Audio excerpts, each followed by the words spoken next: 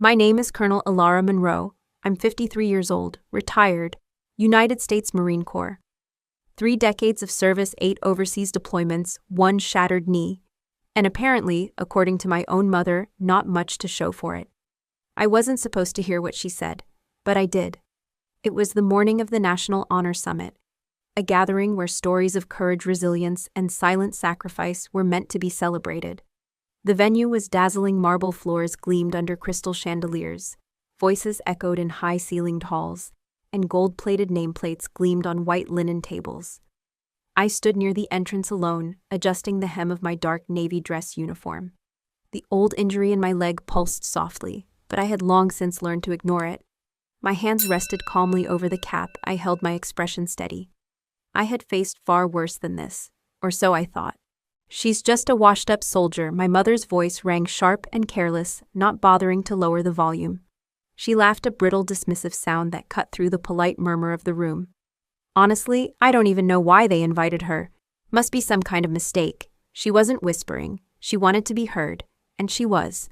A few heads turned, some eyebrows raised. I caught the eyes of 2 women in sequined gowns. They smiled, tight, polite, and then looked away. I smiled too. I said nothing. Inside, I felt empty, numb. No, it was something else. The old familiar stillness. The same quiet I'd carried through every battlefield, every loss, every impossible night, when getting up the next morning felt like a mission in itself. I had learned long ago that some battles were not worth fighting. Words sometimes could cut deeper than shrapnel, but only if you let them. I turned my gaze to the banners at the far end of the room. National Honor Summit. Celebrating unsung heroes. Irony, I thought. That's what this was. I took a breath, smoothed the line of my jacket, stepped forward. The slight limp in my left leg caught, but I didn't falter. My mother didn't even notice. She was busy laughing with her friends, basking in her own carefully curated world of social small talk and shallow admiration. The summit hall was immense, hundreds of seats, the air filled with soft music and the clink of champagne glasses. I was guided to a seat near the back, far from the stage. I didn't mind. I'd never sought the spotlight. But then something changed. A ripple of murmurs swept the crowd as the event's president, a man in a charcoal suit with silver hair and commanding presence, stepped onto the stage. "Ladies and gentlemen," his voice carried easily today, "we honor those who serve quietly, those who give without expectation, and those whose stories often go untold. Our keynote speaker embodies these values beyond measure." My hands tensed slightly on my lap. My mother leaned closer to her friend and chuckled. Definitely not her. The president's next words froze the air. "Please join me in welcoming to the stage Colonel Alara Monroe." There it was. The shift. Instant. Tangible. My mother's face drained of color. Her lips parted. The friends at her side blinked in stunned confusion. The entire room tilted in that suspended breath of disbelief. I rose slowly. The pain in my knee flared, but I didn't let it show. I took one step, then another, my polished shoes clicking softly against marble. The applause began, hesitant at first, then building, rising.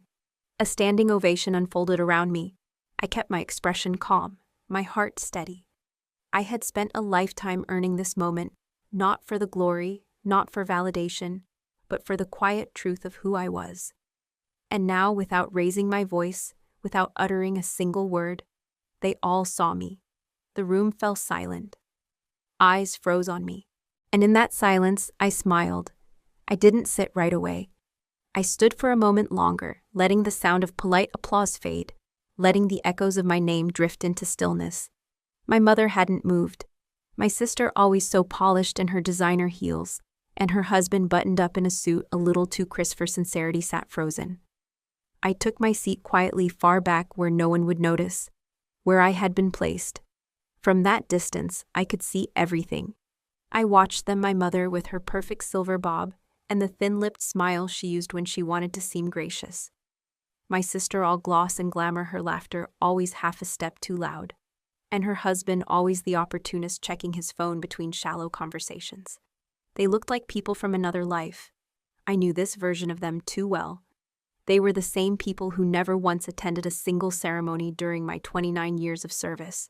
The same people who had called me crazy for enlisting after college, who whispered about me at family gatherings, like I was an embarrassment they had to endure. And still, I watched them. With the same quiet patience I'd used to watch enemy lines across the sands of foreign battlefields. The lights dimmed slightly as the next speaker took the stage, but I wasn't listening. My eyes stayed on my family. On the way my mother adjusted her pearl necklace. On the way my sister's lips curved in a practiced smirk. And somewhere deep inside, something old stirred. A memory. I was 10. Standing in our living room, tears stinging my eyes. I had just come home with a silver medal from a regional spelling bee. I had worked for weeks, nights spent whispering strange words into the dark, scribbling them over and over in the corners of my school books. I remember the weight of that medal in my hand, the way it shimmered in the afternoon light. But she, my mother, hadn't smiled. She had looked at me over the rim of her wineglass and said flat and cold, "Second place is first loser. I don't raise losers, Alara." I remember how those words punched the air right out of my lungs, how I'd stood there, the metal slipping through my fingers, clinking softly against the floor. How she had turned away without another glance, her heels clicking sharp across the tile. That sound, those footsteps, haunted me for years. I blinked, pulling myself back to the present. The marble floors beneath me, the shimmer of crystal overhead, and my family still the same, still dressed in expensive fabrics, still chasing the approval of people who didn't care about them. They hadn't changed, but I had. I shifted slightly in my seat, the old injury in my knee sending up a quiet reminder. The pain was familiar now, not pleasant but grounding. I let it tether me to the moment. I thought about everything I had done since that day with the silver medal, every choice. Every sacrifice. Every morning I woke up wondering if I'd live to see another sunset. And then I looked at them, at her, and I felt nothing. No bitterness, no anger. Only distance. A wide, unbridgeable space. They hadn't seen me then. And they didn't see me now. But soon. They would. I let my breath out slowly. The stage lights shifted as the next segment of the summit began. My name wasn't on any of their lips. Yet. And still I smiled, and waited. The weight of memory has its own rhythm. It creeps in when you least expect it. Silent, uninvited, but relentless. As I sat there in the back row, the applause fading, my mind drifted to another place. Another lifetime. The desert heat of Operation Perseverance. I remember the exact moment my leg shattered. The sound came first, a metallic shriek, followed by the earth ripping apart. The kind of explosion that swallows the air around you. 1 second I was upright, shouting commands over the crackle of static. The next the world tilted, spun, and the ground slammed into my ribs. My breath vanished. My ears rang so violently I thought I'd gone deaf. But then came the pain. It wasn't sharp, not at first. It was cold, like the absence of something I hadn't yet noticed was gone. I blinked up at the sky, golden dust swirling in the air, my hands gripping the rocky dirt. When I tried to move, I felt it, the slick warmth, the wrongness of my knee bent at an angle it wasn't meant to bend. And then the sound returned. The distant shouts, the panic, the acrid tang of burning oil. I could have stayed down. God knows every fiber of my body begged me to. But when you've sworn an oath, when you've spent your life training for that single moment, something else takes over. I forced my hands beneath me. I crawled. I remember the feel of shredded fabric clinging to my skin, the sharp sting of gravel embedding itself into my palms. The dust choked my lungs, but I kept going. I could hear them, my team pinned under debris, one of them screaming for help. I never knew which one it was. I only knew I wasn't going to leave them. I dragged myself inch by inch. Every breath was agony. The weight of my own useless legs slowed me down, but I gritted my teeth and pushed harder. Somewhere in the haze, I found them, 4 Marines, dazed, bloody, one unconscious. I don't remember how I pulled them free. I only remember the colors, the flash of gold from a broken badge, the crimson spray on desert sand, the glint of sunlight off twisted metal. By the time medevac arrived, I had blacked out. My hands were burned raw, my uniform shredded. My knee, the doctors would later say, was irreparable. But we were all alive. The medal they pinned to my chest meant less to me than the fact that no one came home in a flag-draped coffin that day. I blinked, pulling myself back from that memory, back to the cold, polished marble of the summit hall. The past, never really leaves you. It just learns to sit quietly beside you.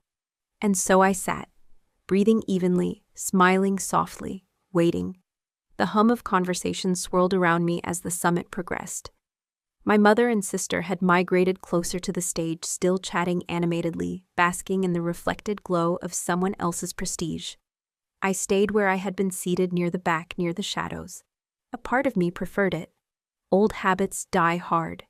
At one point, I caught sight of my mother glancing down at a printed guest list she held delicately in one manicured hand.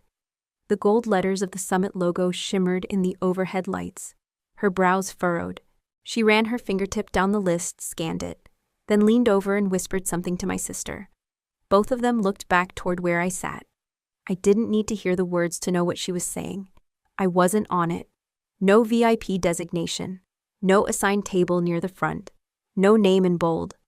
I smiled faintly. It didn't surprise me. Somehow, even after all this time, after everything I had done, my presence still didn't fit the neat little boxes my family had drawn for themselves. I could almost hear her voice in my head, the same tone she used when I was 15 and brought home a state championship in track. It's nice, Alara, but honestly, who really cares about second-tier achievements? Her words always had a way of curling under my skin. Soft, dismissive, cutting in their precision. I shifted slightly in my chair, my knees stiffening with the change in position. The ache was familiar, almost comforting in its predictability. An usher passed by offering glasses of champagne. I declined with a polite shake of my head.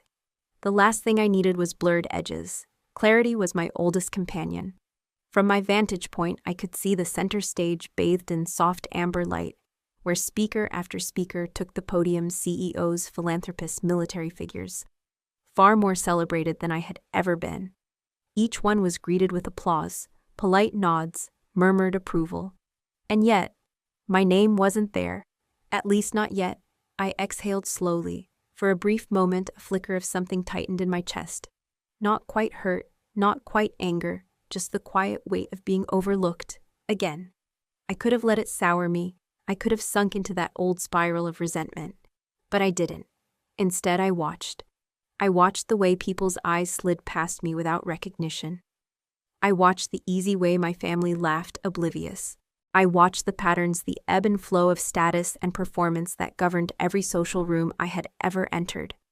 And in the stillness of that observation, I found peace. It was just a name, or the absence of one. And I had never needed names to define me, but still a small part of me knew what was coming. And it would be enough. The longer I sat, the clearer the game became. This wasn't just a gathering. It was a pageant, a theater of hierarchy. The front rows belonged to the powerful CEOs in tailored suits, military generals with medals glinting under chandeliers, socialites with diamonds dripping from every finger. Their laughter was quieter, more controlled, but no less sharp. Further back, like ripples in a pond, sat the lesser-known junior officers, middle managers, plus ones no one introduced. And then at the edges, the unseen, like me. I watched the way people moved, how some never looked left or right, how others adjusted posture depending on who passed by. Every handshake was measured, every smile calculated. My family, oh, they belonged here, not because of true belonging, but because of their desperation to be seen, to matter. I watched my mother touch the arm of a senator's wife, leaning in just slightly too close. I watched my sister laugh at something a young tech CEO whispered. I watched my brother-in-law nod with exaggerated enthusiasm to a man whose name he probably couldn't pronounce. They were so busy performing, so consumed by proximity to power, they didn't notice me at all. I didn't mind, not really. For a moment, I let myself fade into the rhythm of the room. Observing, calculating, it felt familiar, almost comfortable.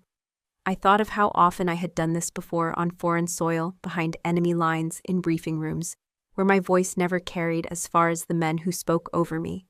Always observing, always weighing risk. The summit wasn't a battlefield, but the mechanics were the same. I shifted slightly, my knee protesting with a dull throb. I didn't wince. I let the pain anchor me. Somewhere at the front, a new speaker was being introduced. I heard the applause, polite and brief, but I kept my eyes on the game, on the false smiles, on the careful distance between those who mattered and those who didn't. And I thought, let them have their games. Because the thing about masks is eventually they slip. I folded my hands, straightened my back, and waited. As the hours passed, the fragments began to surface. A glance, a whisper, the slight tilt of a chin in my direction. I saw it all. There's a particular kind of silence people keep around those they've already judged. It's not outright hostility. It's not even unkindness. It's indifference.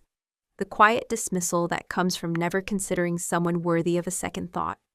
I knew that silence well. I felt it the first time I told my family I wanted to enlist. My father, long gone by then, wouldn't have cared either way.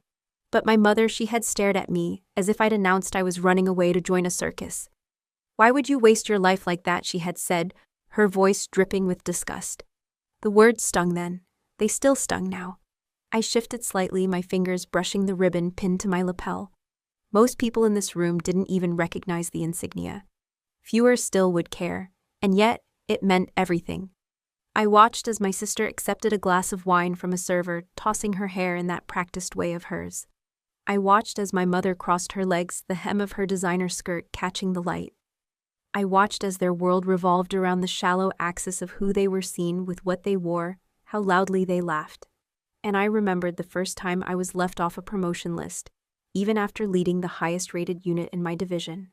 The night I returned from my third deployment to find no one at the airport.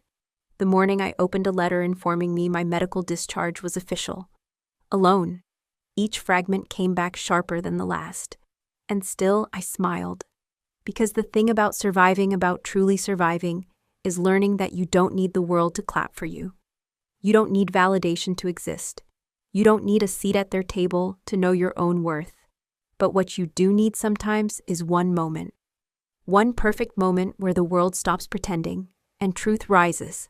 I breathed deeply, my heart steady, my hands still. The stage lights shifted again. The murmurs grew. Something was building. And I was ready. It happened slowly at first. A ripple of anticipation, the shift in the air that always comes before something important. An usher moved toward the stage, whispering to one of the event organizers. A few heads turned. Murmurs spread soft but eager. The next keynote speaker, whoever it was someone significant. I saw the moment my mother noticed. She leaned forward slightly, her fingers brushing the pearls at her neck. Her eyes sparkled with the brittle curiosity I had known all my life. My sister followed her gaze, lips parting as she whispered something under her breath. Even my brother-in-law, usually oblivious to everything outside his phone screen, sat up straighter. I watched them. I watched the way their expressions shifted. The flicker of calculation behind my mother's smile. The practiced tilt of my sister's chin. They were trying to guess, trying to position themselves. And then the woman seated beside them, a socialite with perfect posture, leaned over and whispered, "I heard the next speaker is someone high profile, maybe even military." My mother's laughter rang out too loud, too quick. "Oh, please," she said, waving one hand dismissively. "It's certainly not her." Her eyes flicked deliberately toward me. She couldn't possibly have anything important to say. Her voice wasn't angry. It wasn't cruel in the obvious way. It was casual, effortless. The kind of cruelty that comes from absolute certainty in your own superiority. I met her eyes for the briefest second, and I smiled. Not the kind of smile that invites conversation. Not the kind that begs for approval. The other kind, the one that's quiet, measured, laced with something colder than indifference. I didn't say a word. They went back to their guessing, their shallow laughter. They didn't know, not yet, but I did. I folded my hands over my lap. The old ache in my knee pulsed gently beneath the crisp line of my uniform slacks. I let it ground me, let it center me. The noise around me blurred, the edges softening. Somewhere in the distance the music faded. The lights shifted once more. And I waited, because I knew sometimes the people who call you a failure are the ones who never even showed up to the real battles. The lights dimmed further, a gentle hush settled over the hall. It was time. The MC, a tall man in a midnight blue tuxedo, stepped onto the stage, his footsteps soft against the polished wood. He adjusted the microphone, offered the crowd a practiced smile, and cleared his throat. "Ladies and gentlemen," he began, voice smooth, steady. "We now come to one of the most anticipated moments of this year's National Honor Summit. The words seemed to echo suspended in the air. I could feel my heartbeat slow, deliberate against my ribs. My breath was calm. My face remained serene. But beneath the surface there was something. Not nerves, not fear. Something sharper, something alive. Each year the MC continued, we recognize an individual whose contributions to this nation embody the spirit of quiet resilience, unwavering courage, and selfless service. I heard the shift in the room before I saw it. The way bodies leaned forward subtly, the way the rustle of fabric stilled. My family, of course, perked up immediately. My mother's back straightened, her chin tilted in that familiar way. My sister adjusted the bracelet on her wrist, feigning nonchalance. My brother-in-law nudged closer to the aisle for a better view. I let my hands rest calmly. I had sat through moments like this before, ceremonies, briefings, even the occasional medal presentation. But this was different. Because this time, no one knew. The MC's voice softened. Our keynote speaker today is someone whose story has remained largely untold. A person who chose not the path of fame, nor the comfort of recognition, but one of quiet integrity. My knee tensed slightly, the old scar tissue reminding me of the journey here. I shifted minutely, releasing the tension without letting it show. The MC paused just long enough for the weight of his words to settle. She has served with distinction, led with honor, and sacrificed without ever asking for applause. The first ripple of confusion passed across my mother's face. My sister glanced sideways at her. A whisper somewhere in the second row. I inhaled softly, held it, released. And so the MC said, his voice rising gently, "It is my privilege to welcome to the stage Colonel Alara Monroe." Silence. For one perfect second, the entire room stopped breathing. Then gasps. Heads turned, eyes widened. I rose. The motion was smooth, deliberate. My knee caught for half a heartbeat, but I steadied it. My hands were steady, my face unreadable. I could feel the weight of every glance, every thought crashing through the minds of those who had looked right past me only moments before. My mother's mouth parted, shock, confusion, something else I couldn't quite name. My sister blinked, her expression frozen. The applause came next. Hesitant at first, then louder, louder still. A standing ovation building like a wave. I stepped forward, one measured footfall after another. I didn't look at them. I didn't need to. Because this moment, it wasn't for them. It was for me. For a moment, just one breathless, perfect moment, time held still. I felt it before I fully heard it. The weight of the room shifting. The sudden stillness. The sharp intake of collective breath. And then the words spoken clear and deliberate over the microphone. "Please join me in welcoming Colonel Alara Monroe." My name. I had heard it in countless ways before, on radio calls, in the dead of night, on official documents carved into the brass of medals I never displayed. But here in this place, where I was least expected, it landed differently. There was no immediate applause, just stunned silence. I rose from my seat slowly, deliberately. My hands brushed the smooth line of my jacket. The familiar ache in my left knee reminded me of every mile, every mission, every inch of ground I had crawled through to get to this moment. I looked straight ahead. I didn't rush. I didn't falter. And that's when the sound began, scattered applause, hesitant, uncertain, until someone in the third row stood. Then another, and another. The wave built. Applause swelled, growing louder, deeper, until it filled the air like a tide breaking against the walls. But I barely heard it, because my eyes, just for the briefest second, found theirs. My mother. Her face frozen, her lips parted slightly in shock. Her perfectly composed mask, so carefully crafted over decades, cracked visibly in real time. My sister's expression mirrored hers. Wide-eyed disbelief, her manicured hands frozen mid-gesture. My brother-in-law's jaw twitched, confusion etched across his brow. None of them clapped, not at first. They just stared. I didn't look away, not immediately.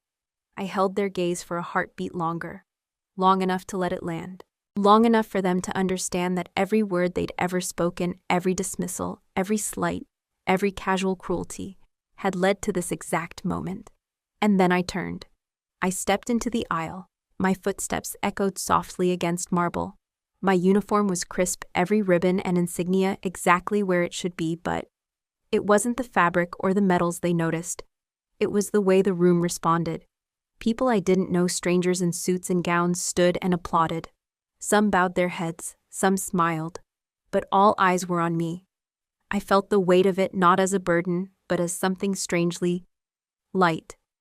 As though for the first time in years, the world saw not just the surface, but the quiet depths beneath it. I didn't smile, not yet. I kept my face composed, my pace steady, each step deliberate. The limp was still there, subtle but real. It always would be, but I no longer saw it as weakness. The pain was part of the story. I reached the first row. The MC extended a hand, his expression one of genuine warmth, but I barely registered it. My mind was clear, my breath even. And then the applause softened, the lights shifted, and I took my place at the podium. I let my hands rest lightly on the edges of the lectern. My gaze swept the sea of faces.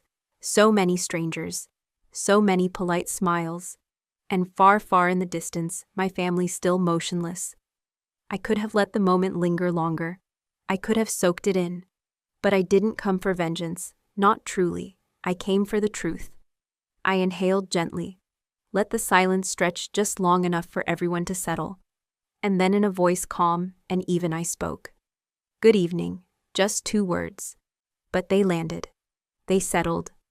Because sometimes the greatest power lies not in the volume of your voice, but in the weight of your silence before it. I paused. I steadied myself. And in that stillness, I thought not of my mother's laughter, nor of the eyes that had judged me all my life, but of the dust-choked battlefield where I once crawled on shattered limbs to save the lives of people who had never laughed at me, people who had seen me, known me, trusted me. The room remained silent, poised on the edge of my next breath. I smiled, then soft, small, genuine. And I began. The applause still echoed as I took my first step forward. It was a small movement, almost imperceptible to anyone not paying attention. But I felt it deep in the bones of my left leg, where the old injury lived like an unspoken memory. The weight shifted unevenly, the familiar pull of scar tissue tugging against muscle. I steadied myself. I have taken many walks in my life, across tarmac runways, under the baking sun, through foreign streets slick with rain, down hospital corridors where the fluorescent lights seemed colder than any battlefield. But this was different. Every eye was on me, and I was calm. I let my foot fall in slow, deliberate rhythm. The sound of my heels, muted but steady, carried through the stillness that hovered beneath the applause. I didn't rush. I didn't falter. For every step forward, I felt the years behind me stacked quietly, one after another. The early days of training, when I thought the world could be bent to sheer willpower alone. The long nights in desert camps, where the stars felt impossibly far away. The endless meetings where my voice was the last to be heard, or not heard at all. They were all here with me, in the weight of each footfall, in the quiet way my shoulders squared. And the room? The room responded. The applause grew not louder but deeper. The polite clapping of strangers shifted into something else, something warmer, something real. I caught glimpses as I moved. A man near the aisle pressing his hand over his heart. A young woman in uniform wiping at her eyes. An elderly couple leaning forward, their expressions soft with something that looked like reverence. And beyond them, farther back, my family. I didn't need to see them clearly. I could feel them. My mother, her expression cracked open into something unreadable, part disbelief, part fear, part something far older that she would never speak aloud. My sister silent now, her usual self-possession gone. My brother-in-law, hands folded tightly in his lap, face pale. They didn't move. They didn't smile. And I didn't stop. The limping was worse the longer I walked, each step pulling fire through the joint, but I had learned to carry pain like breath. Constant, steady, invisible to those who didn't know where to look. I reached the foot of the stage, a hand extended toward me, the MC, his expression soft with respect, and I accepted it, the barest pressure of fingers enough to steady me as I climbed the short flight of steps. I stood. The lights were brighter here, flooding my vision in warm gold. The podium waited, its smooth wood polished to a shine, but for a moment I let the weight of the air settle. The applause, still going slowly, began to fade. One by one, people lowered their hands, returned to their seats. The quiet came back. Not the cold, indifferent quiet of before, but something richer, something alive. I turned just slightly enough to let my gaze sweep across the room. Hundreds of faces, some curious, some moved, some unreadable. And at the far edge where shadows met marble, my family remained seated. Still, silent. I let the breath ease from my lungs. My hands rested lightly on the edges of the podium. The ache in my leg pulsed sharp beneath me, but I stayed tall, stayed steady. I remembered the words an old commander once told me years before any of this. You don't measure a person by how they stand when the world claps for them. You measure them by how they stand when no one is watching at all. I had carried that with me, and now, in this moment, I carried it still. The last of the applause faded entirely. The room held its breath, and I stood. Without apology, without pretense, without a single word yet spoken, I stood. I let the silence hold for a breath, then another. I could feel it, the weight of hundreds of eyes, the hush that pressed down on the room like the calm before a storm. But I didn't rush. I had learned long ago that some things were best said slowly, deliberately. I glanced down at the podium once, not to read anything, there were no notes, but to ground myself, to feel the smooth surface beneath my fingertips. Then I looked up. Good evening, I began softly. My voice was even, steady. I didn't need to raise it. The room was listening. My name, I said, allowing a small smile to touch the corner of my mouth, is Colonel Ilara Monroe. I served for 29 years in the United States Marine Corps. The words hung lightly, unadorned. I let them settle before continuing. I wasn't born to it. I wasn't raised for it. I didn't come from a military family. I came from somewhere quieter, somewhere ordinary. A few faint smiles among the audience. I saw heads tilt, leaning in. I joined because I wanted to be part of something larger than myself, because I believed in service, in sacrifice, in the quiet work of showing up every day no matter how hard it got. I paused. My career wasn't filled with headlines. I wasn't the face of any recruitment poster. I didn't end up on the covers of magazines. And I never wanted that. I could feel the shift, minute but palpable, as the audience leaned in further, some of them nodding just slightly, some with brows furrowed in thought. I've served in places you won't find on most maps. I've held the hands of men younger than I ever imagined they'd be in moments that felt far too final. I've seen the best and the worst of humanity, sometimes in the same day. The image flashed through my mind, unbidden desert winds, bloodied hands, the sound of distant artillery like thunder in my bones. I steadied my breath. But through all of it, I continued, voice softening. I learned something that I carry with me still. Something I came here tonight to share. The room held its breath. It is not the medals, it is not the titles, it is not even the stories they choose to tell about you when you're no longer in the room. I lifted my chin slightly. It is how you carry yourself in the quiet, in the unnoticed hours, in the moments when no one is watching. I let those words settle. I could feel it now, the stillness in the air. The quiet that came not from disinterest, but from careful, undivided attention. The kind of stillness I had long ago stopped expecting. I live a quiet life now, I said gently, by choice. I saw a few heads tilt at that, a few glances exchanged. It wasn't always an easy decision. There were people who expected me to chase different kinds of victories, to turn my service into something shinier, louder, more marketable. I allowed myself the smallest breath of a smile, but I didn't, because sometimes dignity lives in the simple act of stepping away, of choosing humility over spectacle, service over spotlight. For the first time, my eyes flickered briefly to the back of the room, to the familiar faces that sat stiff and motionless, my mother, my sister, unmoving. I didn't linger, I didn't need to. I brought my gaze back to the sea of strangers who somehow in this moment felt closer to me than the people who shared my blood. I'm not here tonight to ask for applause, I said. I'm here to remind you, any of you, all of you, that there is power in perseverance, that quiet endurance matters, that the choices we make when no one is looking, those are the choices that shape us. I paused.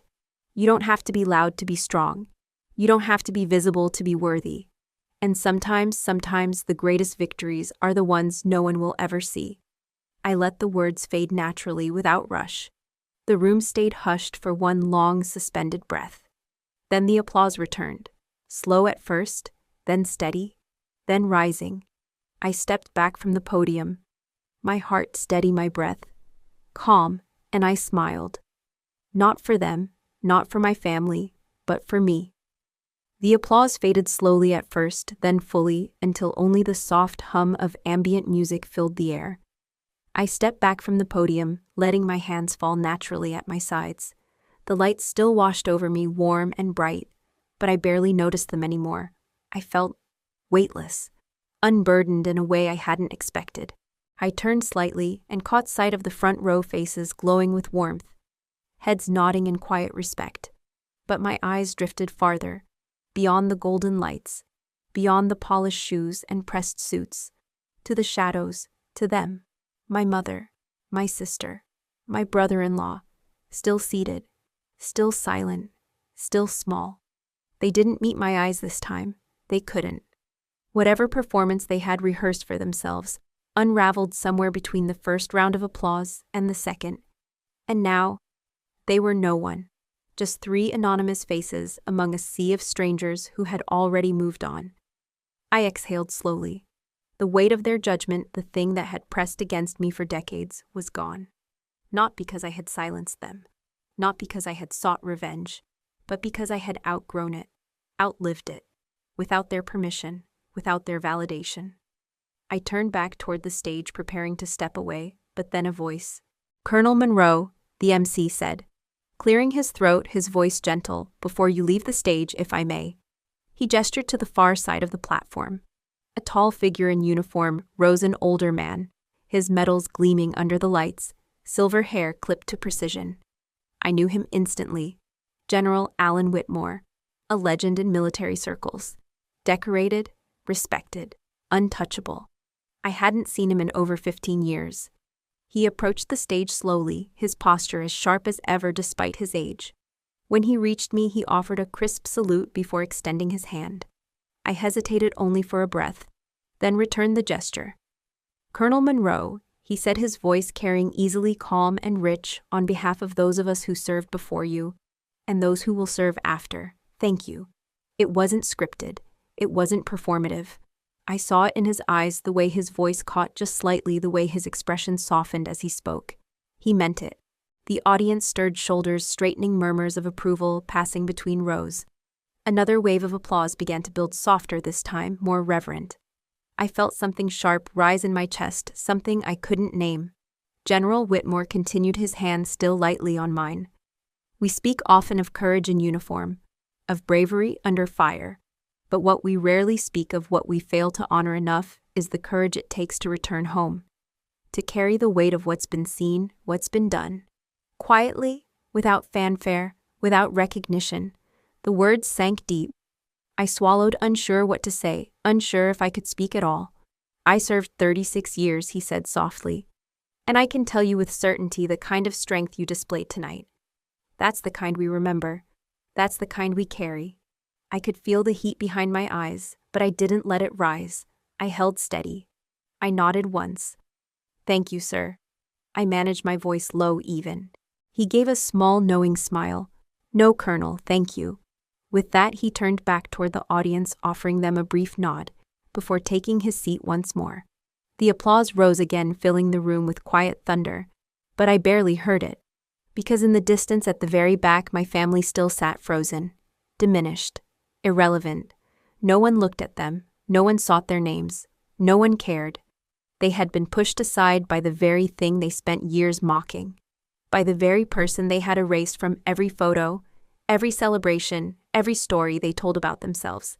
And I had done nothing to them. Not directly, not deliberately. I had simply stood still and let the truth rise. I stepped down from the stage, with care, my knee flaring gently as my foot met marble. The applause followed me all the way to my seat, but I didn't need it. I didn't seek it. As I sat, I exhaled. I wasn't angry. I wasn't triumphant. I was free. For the first time in longer than I could remember, the summit ended the way all things end, quietly.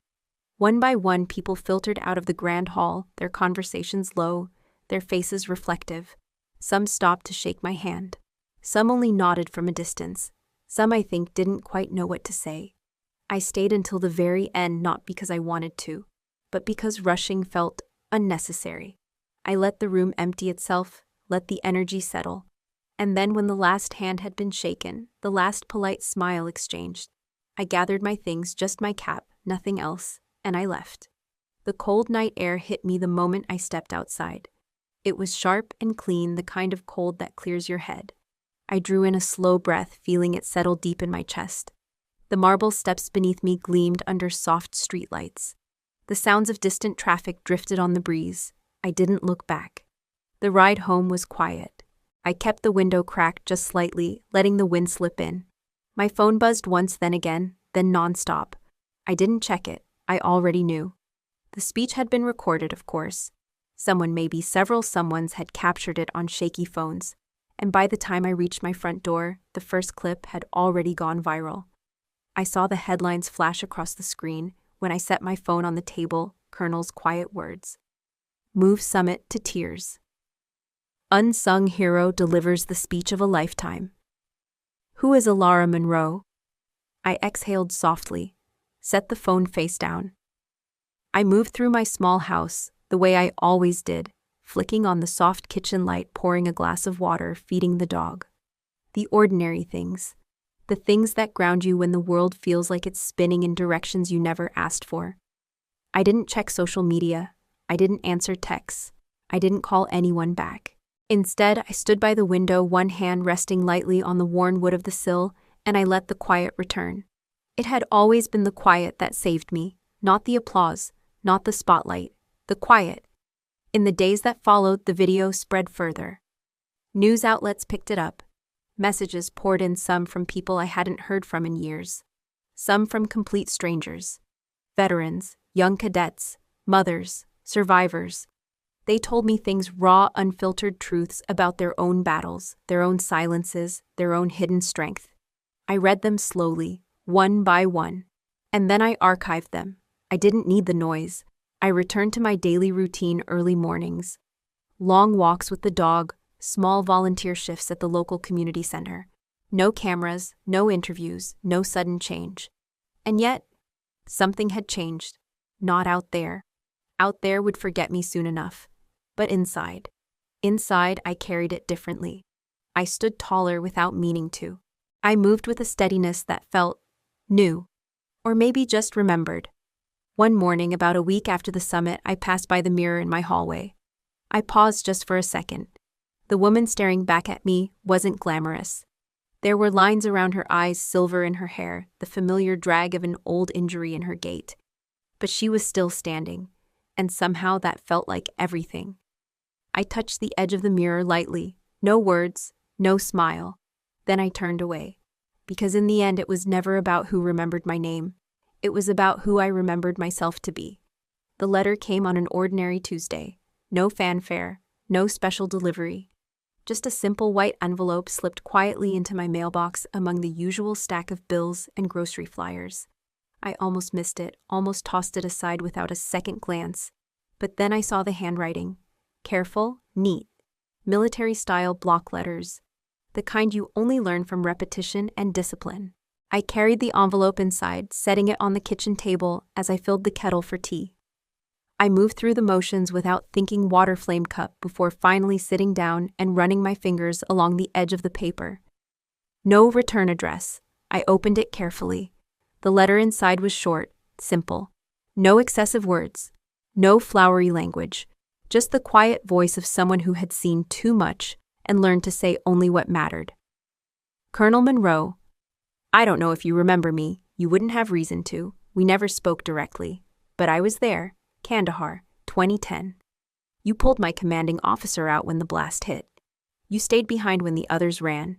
You saved 6 lives that day. Mine was one of them. I never got to thank you until now. I saw your speech.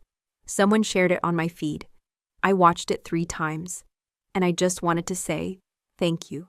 For everything, for still standing. Because if you can, then maybe I can too. Semper Fi. There was no name signed at the bottom. Just those 2 words, Semper Fi. I read the letter twice, then a 3rd time. The words blurred slightly as I set it down, the edges softening in the afternoon light. The kettle whistled low and steady on the stove, but I didn't move right away. I let the quiet settle around me. I thought of Kandahar, of dust, of fire, of the way the ground had buckled beneath me when the explosion hit.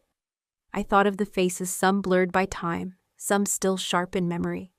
I thought of the ones who came home, and the ones who didn't. And I thought of this young man somewhere out there carrying his own weight, his own scars, his own quiet battles. And I felt something shift inside me. It wasn't pride, not exactly. It was something gentler, something steadier. I rose, poured the tea, moved through the motions of the day the way I always did. I fed the dog, I watered the garden, I swept the porch. But the letter stayed on the table. Late that evening, as the sun dipped low behind the hills, I returned to it. I read it once more slowly this time, letting every word settle into the spaces I didn't always show the world. And then I smiled. Not the polite smile, not the practiced one. The real kind. The one that softens your breath. The one that reminds you deep down that some things, some moments, some names are never truly forgotten. Outside, the wind stirred through the trees soft and low. The first stars pricked the sky. I sat for a while on the porch, hands resting calmly in my lap, the quiet wrapped around me like an old friend. And for the first time in a very long time, I let myself believe it. I would never be forgotten. Not really. I closed my eyes, breathed in, and I stayed. Sometimes it's not the grand moments that change us. Not the medals, not the speeches, not the standing ovations. Sometimes it's the quiet. The small, still moments when the world stops shouting and you are left with nothing but yourself. Your choices, your memories, your name. I sat on that porch for a long time after the letter arrived. Long after the news stories had faded. Long after the messages stopped pouring in. I sat and let the night air wash over me. The simple rhythm of breath in, breath out. The kind of peace you can't buy. The kind of peace you earn. And I thought about everything that had brought me to this place. The battles, yes. The ones on foreign soil and the ones here at home in living rooms and quiet corners, where words cut deeper than any weapon. I thought about the people I had carried and the people who had abandoned me. I thought about the weight of a name spoken aloud for the first time in a room full of strangers. And how somehow it meant more when I could finally sit in the stillness, without needing anyone to speak it at all. I thought about perseverance, not the loud kind, not the triumphant kind, the other kind. The perseverance of standing up when no one claps, of doing the right thing when no one watches, of walking through the world without needing permission to exist as you are. I thought about dignity, the kind that doesn't need to be framed on a wall or printed in a headline, the kind that lives in how you treat people when there's nothing to gain, how you carry yourself when you think no one is looking. And I thought about belonging, because for so long I believed I didn't, not in my family, not in the rooms where decisions were made, not in the photographs on the mantelpiece. But what I've come to understand, what I hope someone out there might take from this, is that belonging doesn't come from being invited in. It comes from knowing deep in your bones that you matter, whether they see you or not, whether they clap or not, whether they say your name or not. I know now that my story is not rare. I know there are countless others, men and women, young and old, carrying their own quiet battles, their own unseen scars. People who have been overlooked, dismissed, doubted. People who have stood alone in the back of rooms and wondered if they would ever be enough. This is for them. This is for you. Because you are enough. You were always enough. And sometimes the recognition doesn't come when you expect it. Sometimes it comes late. Sometimes it doesn't come at all. But that doesn't change the truth of who you are. It doesn't erase the courage it took to keep going. It doesn't diminish the quiet strength you carry in your chest every single day. So keep going. Stand tall even when no one's watching. Walk forward even when your steps are slow. Hold your head high even when the world forgets your name. Because the people who matter, the ones who truly see, will find you. Maybe not today, maybe not tomorrow, but they will, and when they do, you'll know. Because you never stop being worthy, not for 1 second. I carry that with me now. And I hope, somehow, you will too. Before we say goodbye, I'd love to know, where are you watching from? Is it a quiet morning with a warm cup of coffee in your hands? Or maybe it's late at night when stories like this keep you company when the world feels still. Let me know in the comments. I read every single one with gratitude. And if this story touched something in you, if it reminded you of the quiet strength we all carry, please consider subscribing to the channel. Not just to hear more stories like this, but to be part of a community that still believes in kindness, in healing, in second chances. Thank you for spending your time here with me today. Wherever you are, whoever you are, I hope you carry this story with you, and remember, sometimes the miracle doesn't knock on your door. Sometimes it waits quietly until you're ready to open your heart. Take care, and I'll see you in the next story.